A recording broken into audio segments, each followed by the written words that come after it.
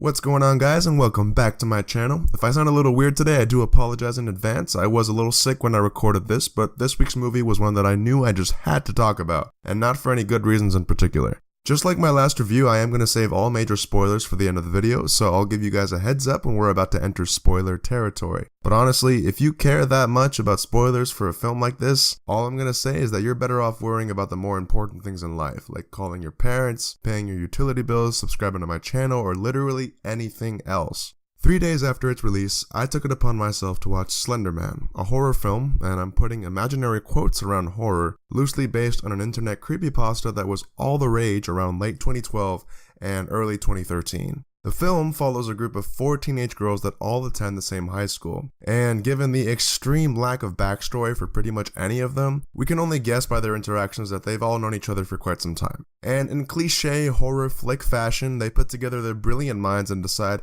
hey, we should totally check out this random video on some obscure website so we can summon some skinny faceless dude wearing a suit. What's the worst that could happen? Everything. Everything is the worst that could happen. I'm not even a huge fan of horror films, and yet I've seen enough of them to know that with this scene alone, this movie was going to be an hour and a half of just pure boredom. See, the thing is that there really isn't anything good I can say about the plot. It's as if the writers spent only one day looking through all the source material for Slender Man on the internet and then said, screw it, let's just give him a completely different origin story, if you can even call it an origin story. Yeah, I'm not okay with that, and neither should anyone else be. See, as a junior in high school, I remember firing up my old laptop after my parents went to bed just so I could play the free-to-download Slender Man video game until I was too scared to go to sleep.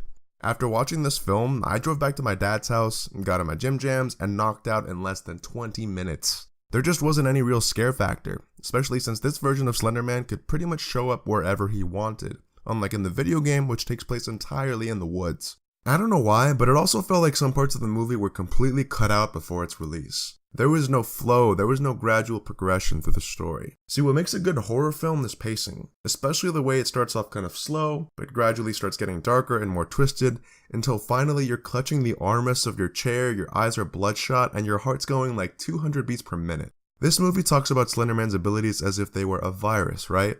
But instead of coming down with a nasty cough, you come down with full-blown insanity. But the direction and pacing of the story was just way too sporadic and all over the place.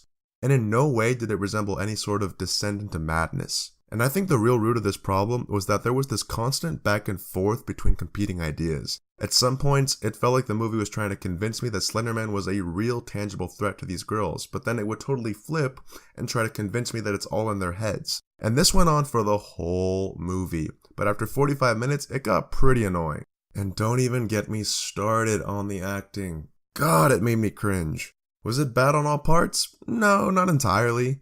Annalise Basso, who plays the redhead of the group, she did a decent job, even with such a terrible script, but the problem was that her character just wasn't given enough screen time to make up for how dull the rest of the acting was.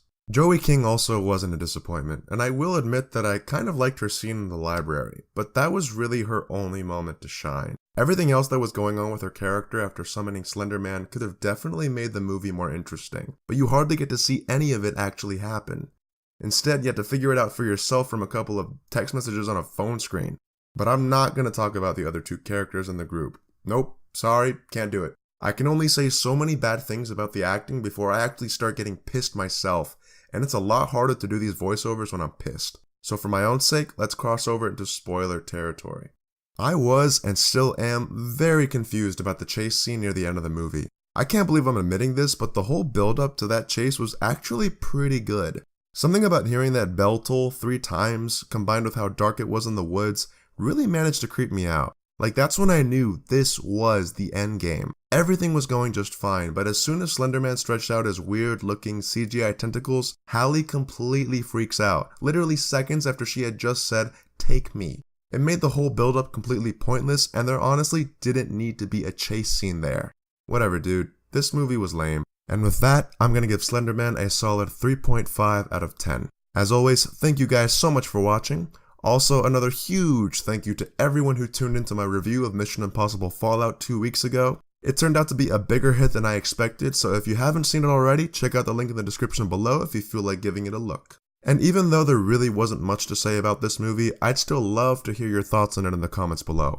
Finally, if you liked what I had to say about this movie and you're interested in seeing more reviews like this one, make sure to hit those like and subscribe buttons on your way out. I'll be sure to see you all in the next one. Keep it real, guys.